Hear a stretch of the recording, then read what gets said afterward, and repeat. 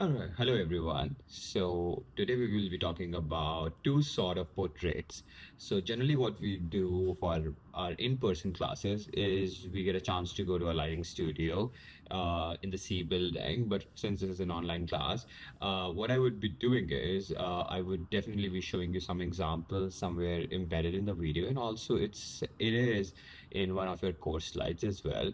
So in this class activity, the idea is to work with ambient light situations and as well as get some soft light portraits and hard light portraits. Now, first, when we talk about ambient light situations, ambient light is basically the light source that's available in your environment. So, for example, in my apartment right now, where I'm recording this video, the ambient light situation for me is towards my top left through this glass door that I have to my balcony, and I'm getting some sunlight in, as you can see from the light that's actually illuminating my face and also the room. So this is my ambient light situation. So for you, wherever you are, for example, if you're shooting outdoors and if it's a bright sunny day out, the idea is to locate the position of the sun, and either you can want to work against the ambient light or you can work with it. So when I say work with it,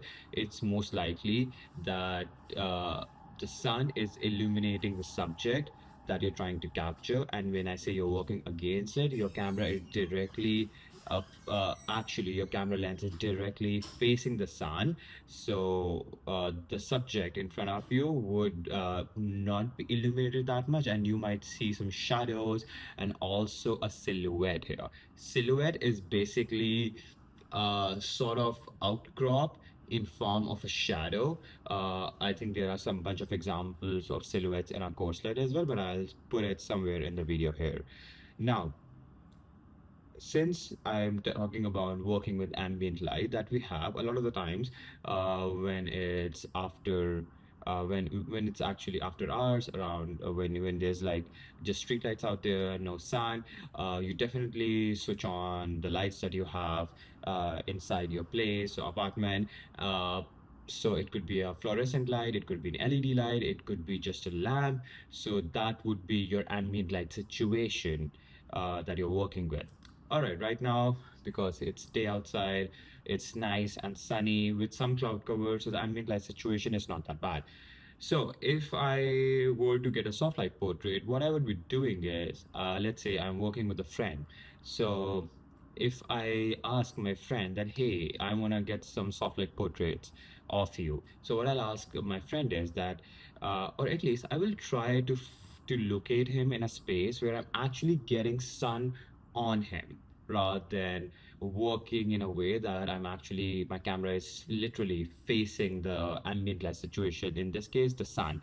So my suggestion again, my consideration as a photographer would be to find a space where I am getting the best sunlight on them, and also able to see that the light is illuminating all their features and all their face in order to get minimal shadows. Soft light portrait, working with the light source. That's one. Now let's talk about hard light portraits. The idea with hard light portraits is completely opposite of soft light portrait. Now with this friend that I'm working with, I would what I would do is, instead of now working with the sunlight, I would find a spot where I'm getting a lot of shadows being projected on them. So maybe somewhere under a tree shade, maybe somewhere around a building space where I see a lot of shadows. Now, when we work in studio, as we do with students taking this class as in-person mode, is that we try to just project light on them from one side, and so the idea is the room is completely dark and there are generally two studio lights.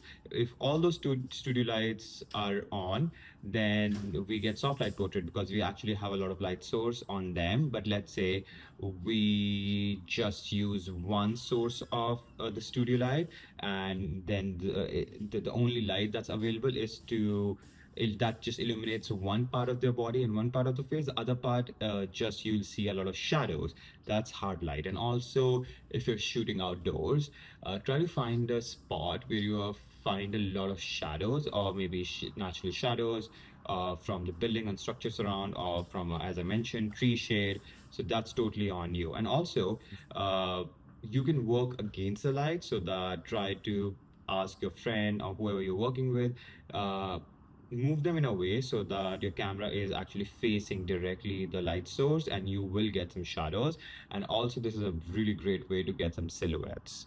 So silhouette is also one form of hard light photos. Silhouette is often, a lot of great silhouettes is actually around late evenings, where we are trying to capture sunset. And if there's a person, or if there's a building, or there's a lot of elements in front of that, you will just capture and shadow outcrop, or an outline. That is silhouette. All right, guys, that's it. That's it. That's it. In terms of ambient light and how to actually use ambient light to be able to capture soft light portraits, hard light portraits, and silhouettes.